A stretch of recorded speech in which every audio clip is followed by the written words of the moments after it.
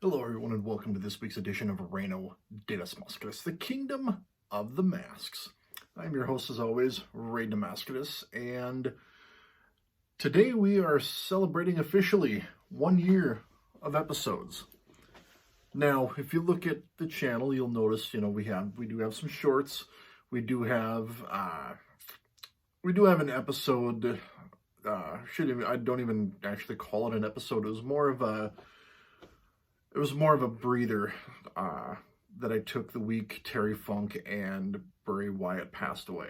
So, episode 52 today. 52 officially. So, yeah, it's been a year. It's been a year, and it's really, really cool. I made the decision when I started this channel that I was going to give it a full year, and if I didn't get 50 subscribers by 52 episodes, I was probably gonna hang it up.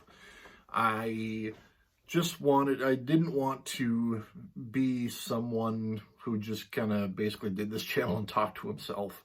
So thank you very much for everyone who has subscribed, everyone who's viewed, everyone who's interacted with me, be it Discord, be it Twitter, be it Instagram, or YouTube itself. I appreciate each and every one of you. So thank you for being here. Thank you for supporting me in this venture. So here's to another year, another 2 years, another however many years we do this. So I kind of struggled with what I was going to talk about this week. Also a very busy week. I've got Time Bomb Pro. If you're watching this on Friday, it was last night. I'm taping this on Wednesday. And then we have Destination Pro on Saturday, but Friday is set up for it. So the wife and I do ring crew for that. And so had to find some time to get this week's episode in. So after Dynamite it is. And I wasn't really sure what to talk about because I do have the year in review episode that I've got in the queue for 2 weeks from now. We will have been to all our planned shows, and I am 99.9% positive I am done with mass purchases this year. I say that knowing full well I've said that before, and something pops up, and it has to happen. So, yeah. So I kind of struggled with what to talk about today, and I thought I would turn my attention to not one, but two semi-pro masks that I bought this year. I saw these online and picked them up, and I'll be frank, I got them and I was a little surprised. I thought they would have been a little bit thicker, but after I sat down and thought about it, I kind of think I hyped myself up a little too much on it. But either way, there's some fun masks. So we'll go ahead and we'll talk about them, and you're probably wondering why it's two that I'm talking about instead of just picking one. Well, they kind of go hand in hand with one another, but it's a pair of Titán semi-pro masks. The first one we'll talk about is this one up here. So this one's a little bit of the newer style that he started using with the Immortal Monster. You can see there with the fangs, the mouth, and then the skull motif that he's kind of started using late 22 into this year, especially with his run with Los Ingobernables de Japón over in Japan. So I spotted this one. It's a very cool mask. You've got the Ingobernables logo on this side here, the initials over here, as I showed off a little bit. Just a very solid mask, very cool design. I wouldn't lie if I said, if a pro grade version or a ring worn version were to be offered up to me and everything worked out, I would snag it in a heartbeat. But for now, I'll definitely take it. I'll definitely take this one here. Like I said, I was a little surprised when I first got it, as far as I thought it would be a little bit thicker, but all in all, it's a fun mask. It's a good mask. I like it. And definitely adds to the Titán collection. This one here, kind of the same story. I thought the material would have been a little thicker. Again, I think that was just me looking at the pictures and, getting a little more hype. But this one here got the eye covering completely. You can see out of it. It's very, very difficult.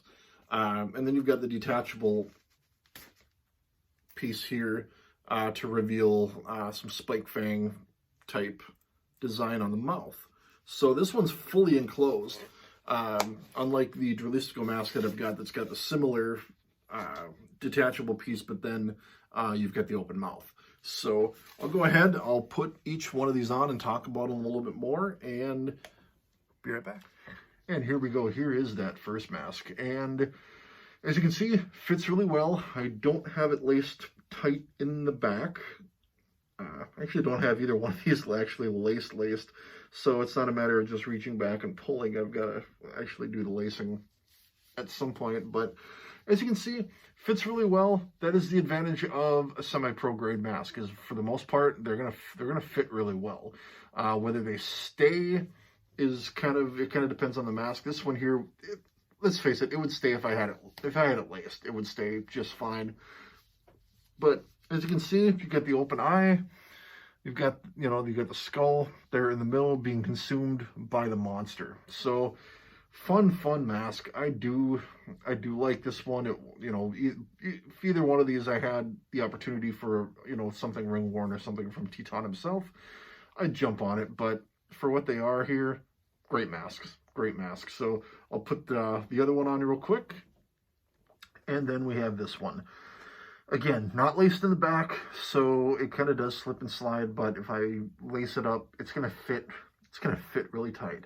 The visibility is going to be the kicker. It's not something I would wear in an environment that was not very, very well lit, because it is difficult to see. You can probably see I'm leaning in a little bit so I can have a good shot at seeing where I am on the camera.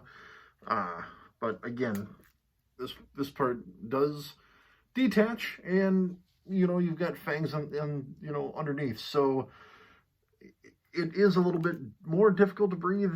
The lighter material does make it tolerable. It's a little easier to breathe with this detached, but let's face it, it looks too darn cool to not have it on there. So again, another fun one, and this one's actually a little bit thicker in material than that one is. I've really got to get this one laced because it slides around on the head really, really bad.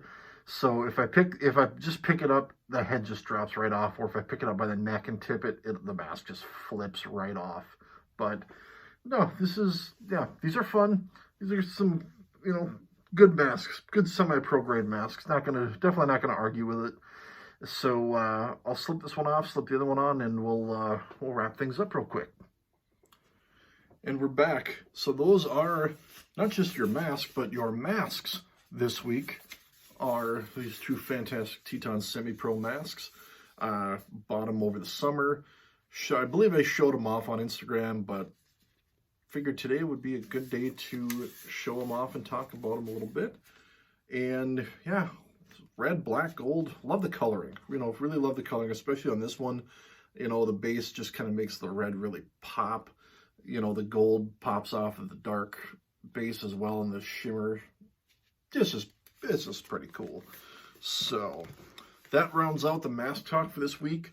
As I mentioned earlier, we got a busy week coming up starting, you guys will see this on Friday, so yesterday, but since today's Wednesday, it'll be tomorrow. We got Time Bomb Pro down in Fargo, North Dakota. We got Destination Pro back here at home, and both shows are going to be great. Both companies put on some great ones, as well as Time Bomb is actually also going to be in Minneapolis on the 16th, which is Saturday. So if you're watching this, you're down in that area, I think there's one ticket left. As of airtime, or as of the time of taping, there's one ticket left. I don't know if it's still there or not, but it's going to be a fun night down there. Really looking forward to it. For Amber and I, this will be shows 14 and 15 for the year. We will not make it to Time Bomb in Minneapolis. We'll be up here for Destination Pro, but 15 shows this year alone. And next month, we're going to start it off just the same way we started this year off, except we're going to do it twice.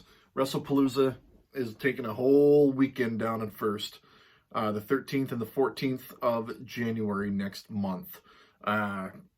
Gringo Loco was just announced as coming to the Saturday night event. Outer Mies has already been announced. It sounds like Saturday is going to be the more lucha-centric of the two events. I believe Maki Ito has been the only one announced for Sunday so far. But kind of looking like if you're wanting to see the lucha, Saturday night's going to be the one to do it. So we've already got Outer Mies. We've got Gringo Loco. I can't wait to see who else they announce for that one. It's gonna be an absolute blast. I'm looking forward to it already. So that is this week's show. As always, like, comment, subscribe, reach out to me, let me know what you want to see. 2 weeks, it's gonna be the year in review. It's gonna be a big one. I'm going to go ahead and I'm gonna count down some of my purchases. If you do follow my pro wrestling clips channel, The Dragon, you'll know one of my specialties has always been the top 10 video, and I'm going to carry that over to here. And yes, I do have enough, and actually I have more than enough, because I'm going to have to make a list and decide what I'm going to include and what I'm not going to include. But I'm going to highlight my top 10 mask purchases of this year. So I'm looking forward to that. I think it's going to be a great episode, and it's going to be fun looking back at a year of mask buying in review, just because a lot of the ones that I'm going to talk about were done in person, and that was a very new experience for me this year. So looking forward to that one, and we'll as always, we'll see you guys next week. As always, live, laugh, love, and Lucha Libre. We'll see you.